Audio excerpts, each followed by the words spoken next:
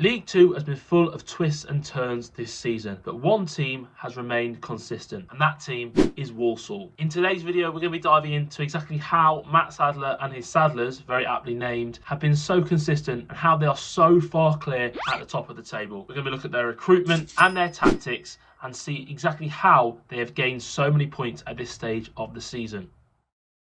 Firstly, let's talk about his recruitment then, and I think that's an absolutely key point to mention when it comes to Walsall because it's been absolutely fantastic and it's set them up for a really good season this time around. The recruitment for this season kind of started actually last season in January. Jamie Jellis, who's been a key player, and we're going to talk about him in this video, he was signed last January from Tamworth. They signed him knowing that he had an injury, but of course they were planning for this season. He has been absolutely crucial. But what's also key to mention about his signing is that he came from non-league. In fact, he came from Step 2 in non-league, which of course is 2 divisions below where Walsall are now. And actually, the most of his football that had actually been played at Step 3, a level even below that. So they are not afraid to look into the non-league market to pick up players. The same can be said for Connor Barrett, the right wing back, who has been sensational for them so far this season. It felt like somewhat of a coup at the time that they managed to sign such a promising young player, one of the standout players for me in non-league. And again, exactly that, a non-league signing, signed from Fylde, but also had been at Kettering before that. A fantastic acquisition. The list will go on in terms of who they signed. Even looking at players they brought in on loan, Tommy Simpkin, he thrived on loan at Solihull last season, and then he went to Forest Green in League Two. He didn't really get a game. So Walsall have shown their ability to look past poor patches for players and are able to pick them up based on their performances, again, in non-league. In terms of loanees as well, Nathan Lowe up front has been a revelation for them. When at the start of the season predictions were made, Walsall fans were even saying they didn't have enough firepower up front, and Nathan Lowe has certainly added that. They got him in on loan from Stoke. And another striker I wanted to mention was Albert Adoma. Of course, one of the most experienced players in the whole of the EFL, made more appearances than most players have ever.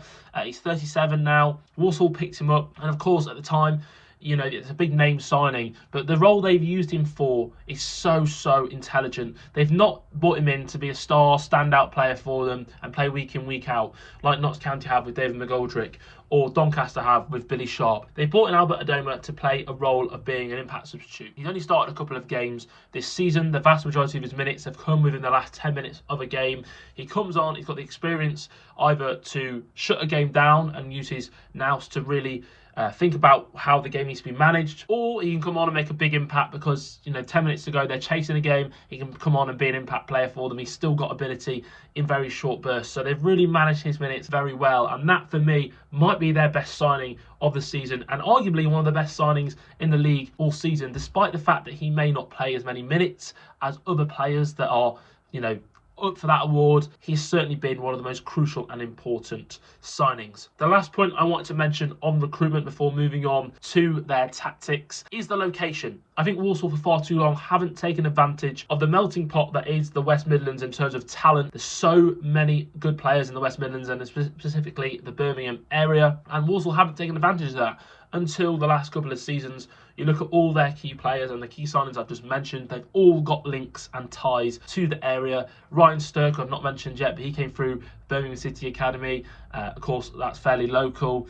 Charlie Lakin, I've not mentioned him either. He's from came from Burton, East Midlands, but it's still relatively close. Jamie Jellis was signed from Tamworth, a West Midlands club. Connor Barrett at right wing back came from originally played for Kettering. Albert Adoma, of course, plied his trade for Aston Villa for many years. Tommy Simpkin in goal, played on loan at Solihull, another local side. All these players have got ties to the area, and I think they've really utilised their geographical position to make some really smart signings this summer, and they've really taken advantage of it and produced a really talented crop of players and put together and assembled a really strong side. I also wanted to mention injuries. I got a comment on my last video, which was a roundup of fixtures, and I mentioned that Walsall had been fortunate with injuries, and I didn't mean that to take anything away from Mat Sadler and the work that him and his group have done, and I still want to reiterate that I'm not taking anything away from them, and they have had injuries, as was rightly pointed out. Josh Gordon, he's out injured. He's one of their forwards. But for the main and in the whole, their team has remained pretty consistent across the season. Every team will have injuries, but Walsall have had probably fewer big name injuries than other teams. The back three has changed, but I still think there's a good balance in there. It's a testament to their squad depth more than anything. The back three, Taylor Allen has remained, but the other two, Priestley Farquharson is also out, and they still managed to maintain a really good back three. But the point I was kind of making is you look at the teams in and around them, they've either chopped and changed team by design, they haven't kept a consistent team because they've tried to implement new ideas and new players, or they've had injuries, so it's forced their hand. Walsall, on the other hand, they're the most consistent team, and I think a big part of it is because they have the most consistent team selection. If you look at their team and pick any sort of 2 games within a season, 3 games within a season, and you compare them, I guarantee the vast majority of that team will remain the same. The midfield 3 will probably be the same. The wing backs, the back 3 will be largely similar. And it's the key personnel in the key areas have remained and played a lot of minutes. And they've managed to build rapport, relationships with those around them. They've gained momentum. They've got all those things that you get with consistent team selection. And it's probably not a surprise that they've got consistency. They know their roles. They know what they're doing week in, week out. And they play alongside each other all the time. So I think that's an absolutely crucial point to mention. I didn't want to undermine them by saying they've had fortune with injuries. Every team has injuries, but I think that they have had slightly more fortune with injuries, but most importantly, they've also kept team selection consistent. Other teams haven't done that, even when they haven't had injuries. So I think there is a lot to be said about having a settled side, and Walsall have done that this season. Let's move on then to the tactics whiteboard. Slightly change it up. This video is a virtual whiteboard. Let me know below if you enjoy this different style, but we can see the way in which Walsall set their team up. And the key word I want to reiterate with Walsall, and the one word that I associate with them, even more so than consistency, is balance. They have got absolutely perfect balance in this team. And it means that all the constituent parts complement each other, and it makes it so that the team moves together so well, and it all works in tandem, and they all work together perfectly. Let's just run through the team that they have consistently. Tommy Simpkin obviously is in goal. Connor Barrett and Gordon are the wing backs. You then have a back 3. This man here, Taylor Allen, is the one that's been there all season. Absolutely crucial that we're going to talk about. The makeup of the other players in the back 3 has chopped and changed. We've mentioned a few of them already. One we haven't mentioned, though, is Harry Williams, who's been excellent. Again, another player that's come from West Midlands club, came from Alvechurch, a step 3 side. Again, talking about local but also non-league signings. It's this midfield 3, though, that I really want to highlight. And I think this is the most important area of the pitch when it comes to Walsall and the balance that I talk about with this side. So you've got Ryan Stirk. So you could say it's a flat midfield 3, but I would say Ryan Stirk actually sits a little bit deeper. Charlie Lakin and Jamie Jellis play either side of him. But these 2 wide centre midfielders are absolutely crucial. Stirk is just as important. But obviously, as you can see, this side hasn't got a lot of width other than the wing backs. But what these centre midfielders do is they peel into this channel here. They get extremely wide. And we'll look at it in the sort of analysis when we get the clips involved. But they often form these wide triangles. The wing back will come, the centre forward will peel. There's this centre midfielder who comes from a central area and comes wide and gives you that width. So important that they have these complementary roles. You've got Jamie Jellis on the right hand side, who's a box-to-box shuttler. He's got so much energy. He's got a lovely eye for goal as well. He's scored some absolutely cracking goals this season. But what he does is he provides so much energy in that midfield. You've got Ryan Stirk, who sits a little bit more of a cultured midfielder, a distributor from deep, got a brilliant left foot. Also brings that tenacity and bite in the challenge as well. But definitely sits and is able to distribute and collect the ball from the defenders and move the ball on and recycle possession. And then you've got Charlie Lakin, similarly box-to-box like Jamie Jellis, but also a little bit more of a late arriver in the box. Again, scores a lot of goals, was absolutely crucial for Sutton last season. Sutton fans believe, had they had him all season, that they would have stayed up. That's how important he was in their run. So he is, absolutely vital. But these midfield 3, hope you can see, and I hope I've explained it, that they balance each other out and they complement each other so well. You've got one that sits, you've got one that goes box to box, and you've got one that loves to get forward into attacking areas. They can all fill in and rotate, and they do. But this is where the balance starts to come in with these roles, is when you bring in the other players in the side. So You've got Jamie Ellis in the box-to-box. You've got Conor Barrett, who is absolutely a marauding right wing back. He gets forwards more so than probably any other wing back in the league. We'll see it in the clips again, and we're going to show you. But as soon as Walsall get possession, he makes that run down the right-hand side without fail. Every single time, he wants to get forwards. So, of course, you've got to have a central midfielder here who can keep up with him and support, but also one that perhaps can shuttle across and defend. The other thing that Walsall do is they shift across their whole back four, and it's why the left wing back is often a lot more defensive than Conor Barrett on the right-hand side, just because of how attacking Barrett is. His position often comes up alongside the centre forwards as well. If we just shift them all back across, we'll talk about the other side of the midfield and why there's some great balance in there. Again, Charlie Lakin will go forwards and join the attack. Form a front three at times or come in behind as a 10. That leaves this huge gap in midfield here.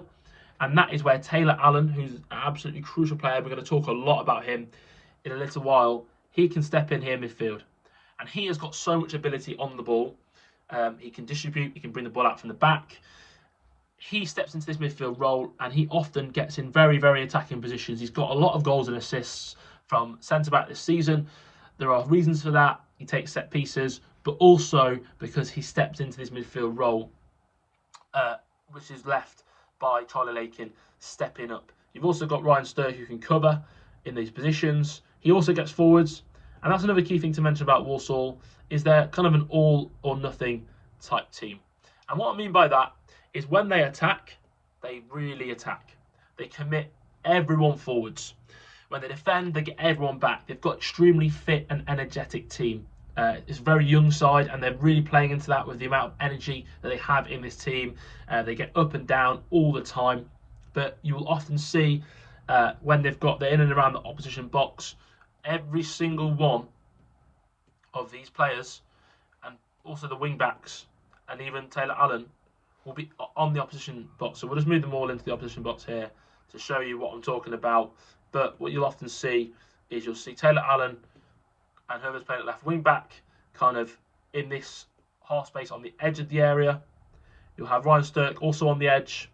You'll then have the rest of the team in the box, and then Barrett maybe on the right hand side covering. It then leaves you with two centre backs back. So they're very high risk. They leave only two players back, but they push everyone else into the box, and it's why they create so many chances. It's why they've scored so many goals this season, because they push a lot of men forwards. It's so hard to defend against a general shape like this. This is a shape you see a lot from their play. So hopefully we've shown from the whiteboard there a lot of the key elements and components that they try and do. We're now going to move on to some screenshots from the games to try and show these elements in practice and talk a little bit more about some of the key things. But I just want to reiterate that the key thing for Walsall is balance, but it's also committing men into the box and playing forward with purpose and pace.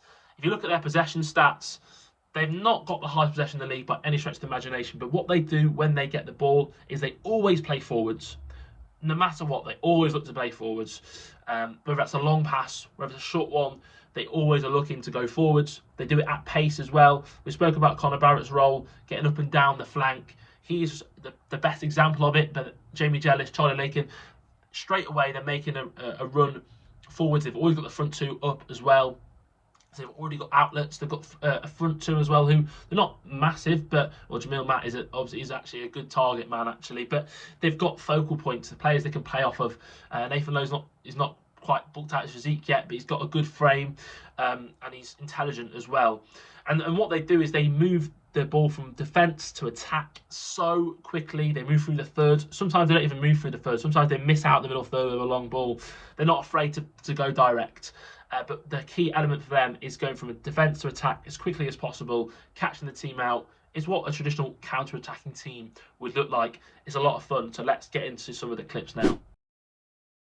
Let's get into the tactical analysis on the screenshots now, and we start off straight away by highlighting the midfield three. Just want to circle it. Well, you can see here Ryan Sturck is deeper than the other two, and we'll see that as we go along here, just to show again he is deeper than the other two. We've got this midfield three here, but this screenshot is also to highlight the general team shape, but also the role of this man, Conor Barrett at right wing back. As we can see there, we've got the front two as well, and the distance straight away. You can see Jamie Jealous is pressing the ball, using that role as his shuttler, as the box to box, and you can see the front two there, quite close to this midfield three. Maybe you can start to see the team shape there taking shape. So whilst it is a 5-3-2 on paper, which seems to be the very common formation for League Two teams, it is slightly different. And as we move forward again, we can see that Barrett has gone from here all the way up and is straight away into an attacking area. And once again, that midfield three, the perfect balance. You see the space between this back line, which is very, very tight spacing. Left wing back is tucked in, a little bit more defensive as Barrett pushes up. And then also you've got the front two here as well. So you see the whole team shape in these clips, but we can see Barrett, look how advanced he gets. Also see Charlie Lakin start to push forwards. As I said, he is a very, very attacking central midfielder. So if you now see this midfield three, Sturk still holds his position as the deepest of the three. Jealous is on the ball, and Conor Barrett has gone from here all the way forwards already. He's beyond his opposite man because he's got that fantastic acceleration, his real burst of pace, and he gets into such an attacking, threatening position. As we start to see here, we're going to talk about the wide triangles that we mentioned. Just want to pick out Sturk is there. Gordon, left wing back, is all the way over here, but they're holding their position a little bit more. We've got Lowe occupying the centre backs as the centre forward needs to do, and then Charlie Lakin is actually completely free, which is probably not the best mark from Harrogate. They are down to 10 men, but even so, he's able to often just go down at his back post a little bit and pick up those positions. As we can see though, Barrett has gone all the way forwards. He's now in this attacking position, and he is alongside Jamie Jealous, who's pushed forward from. So if you look at the midfield again, it's all connected. It's always connected at midfield three. It's so important that a midfield three stays connected within their roles, but it has that balance in the same shape, so it all moves together. But Sturk is always the deepest of the three. And then Albert Adoma is one to mention here, who I know we said doesn't start a lot of games. He actually did start this one. That would be the position you kind of expect him to take, but he's drifted out wide, and we'll see why in these closer screenshots. We have these wide triangles between Jealous, the centre midfielder, Barrett, the right wing back, and Adoma, the centre forward. Here, so Barrett plays it inside to Jealous, who then moves it on to Albert Adoma. But that all comes from Albert Adoma and Jamie Jealous getting into that wide area. Conor Barrett is where you'd expect a right wing back to be. He's very close to the touchline. But Jamie Jealous, you probably expect him, if we go back to this one, to be a little bit more round here. And Albert Adoma, we've already circled where you expect him to be, a little bit more narrow. And that is where the width in this team comes. They create, it's a 3v4, so Harrogate probably should do better here. They have got the man advantage, but it does give them the chance in these wide areas, and it sets Adoma free. And it's a really, really good attacking move. That shape, though, we talked about the midfield three being crucial. It's also key out of possession. Here is the midfield three once again. A little bit lopsided because the player on the ball side, so the wide central midfielder on the ball side will jump to press. So then, instead of being a midfield three, a 5-3-2, it becomes a 5-2-3. You've got a three-man press, pressing and trying to force mistakes, getting into the opposition faces. Another example of it here. Once again, front three press, but the wide centre midfielder steps up, jumps up, and actually presses the goalkeeper. Doesn't win the ball back here, but he does force a mistake. The Newport goalkeeper gives the ball away, and then Walsall do go and capitalise and score from it. I think we got this goal a little bit later on in the clips. But the point here is that press. Again, the midfield. One of the wide, either Lakin or Jealous. Often Jealous, he's got that energy to be in between the boxes. He'll jump up, he'll step up, he'll press and help the front two out, because it can be very hard as a front two to press a back three or a back four if the goalkeeper steps in to help out. So just giving the extra man advantage, and midfield, they've got either Sturk and Jealous or Sturk and Lakin, who have got plenty of energy and tenacity to deal with the midfield. Another player that we did mention a lot earlier, who can step into midfield and help out, is Taylor Allen. Just want to notice Ryan Sturk's position. Once again, he's always protecting that back three. But here is Taylor Allen. We said he progresses the play in several ways. This is the first one. He can bring the ball out from the back through ball progression. He isn't closed down here, but he is more than willing to bring the ball out by ball carrying. And we see he ends up getting very, very, very far up the pitch, very advanced. Again, Harrogate down to 10 men, but I thought this was a really good example to illustrate that part of his game. He gets into very advanced areas. And once again, we can see the areas he gets into here. Here's Taylor Allen. This is in the half space, in this sort of channel here. Now, Taylor Allen gets into position quite a lot, and he's a very progressive left-sided centre-back. And when he gets into this area, he can get crosses off. Now, this cross here actually results in a goal. It's in a very, very, very threatening position. He ends up clipping it round here, and it's headed in. But he is able to get into this sort of zone. He's often actually on the edge of the area. And he actually, the reason that's so hard to defend against is because it creates an overload. Because who goes and marks the centre-back? It's so difficult when you've got players already in the box. As we can see, you've already got 3 players in the box. And then you get a man on the edge. You've also probably got a player over this side off camera. And he just creates that overload. And his ability in and around the area, this final third quality, he's got such good technique for a centre-back. We'll talk about his technique a little bit more as well. But he is, very, very important in these areas. And here we have him once again in a very good position, being man-marked by the referee. But all jokes aside, he gets into this great position. And this time he opts to shoot. And actually, this goes all the way through and it ends up in the bottom corner. So showing that he can not only get in this area, and often he will clip across into the box, but he's also able to shoot from that position too. So just highlighting another facet of his game. We've spoken about him bringing the ball out from the back, but also when the ball's been, the play has been progressed, he can pick up those areas. Also in those areas, this is kind of the example of it. This is when the play has been progressed. Everyone's already forwards. You can see they've already got 3 men in the box, 1 on the edge. Here's Taylor Allen joining the attack. Move it on by 1. He's still joining the attack, but what he does instead of coming in here and occupying this space, which he often does, there's already a man, actually the left wing back in that area. So what he does is he continues his run and underlaps. Now notice here, this player is then drawn away with Taylor Allen, and it opens that pocket of space just enough for him to come inside and have a go. So again, just showing Taylor Allen's movement off the ball, so intelligent for a centre-back, underlapping run. It's not, they don't always underlap and they don't always overlap, but Taylor Allen especially always joins the attacks. Also, another thing that he's got is a fantastic range of passing, and instead of carrying the ball up here, you've got Samson Tavide, who is so good he's quick across the ground, so he doesn't want to carry the ball out and get closed down. Instead, he opts to play a long pass, bypassing the midfield third, which we spoke about a little bit earlier on. Ball comes, this is the same pass, goes all the way over the top from here, and Jamie Jealous. It's a great goal. If you haven't seen it, go and watch that goal. It's Walsall against Colchester, but Jamie Jealous basically gets played through by Taylor Allen and ends up chipping the goalkeeper. A fantastic goal, but again highlighting Taylor Allen's range of passing. And the final thing that he does so well, and we talk about technique, his ball striking is absolutely sensational. This is him here.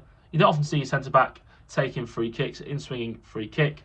The other thing he does, he takes penalties. He scored a penalty this season, and he's actually scored from a corner against Notts County, unfortunately for me. He scored straight from a corner. That all comes down to his technique. So it's no wonder that this man can get into those half spaces and put in lovely clip crosses and get into those advanced areas, even shoot in those positions. If he's the club's set-piece taker, just highlights the technique that he possesses. He's such a good player. He's got 5 goals and 4 assists this season in 22 games, which for a centre-back is absolutely out of this world. Finally, we are going to look at... He's here again, by the way, Taylor Allen, so we are still talking a bit about him.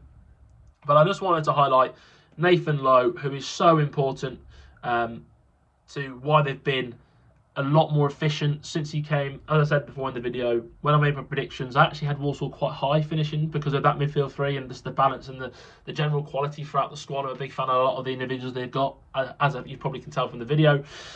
But they didn't have firepower, and that was the question mark over them. That was the kind of the comment I got thrown at that prediction, even from Walsall fans, saying we haven't got the strikers to do it. Well, this man, Nathan Lowe, has brought in a whole new element, and just wanted to show, I mean, it's a great finish, by the way. He ends up in the bottom corner, but he has just brought a whole new lease of life to this attack. And as much as we can talk about the tactics that they have and how they get the ball into these advanced areas, you've got a front two, especially with Nathan Lowe leading the line. You've got a striker who, if you can get the ball into his feet, you've got a very good chance. He scores from sort of all over as well. His shot map, his goal map, he scored from pretty much everywhere. So it's certainly part of their game plan. That's why they're so keen to get from defensive attack, is to try and get the ball into the front two's feet as quickly as possible, to get shots off as quickly as possible. And it makes a lot of sense when you've got a striker as good as this man.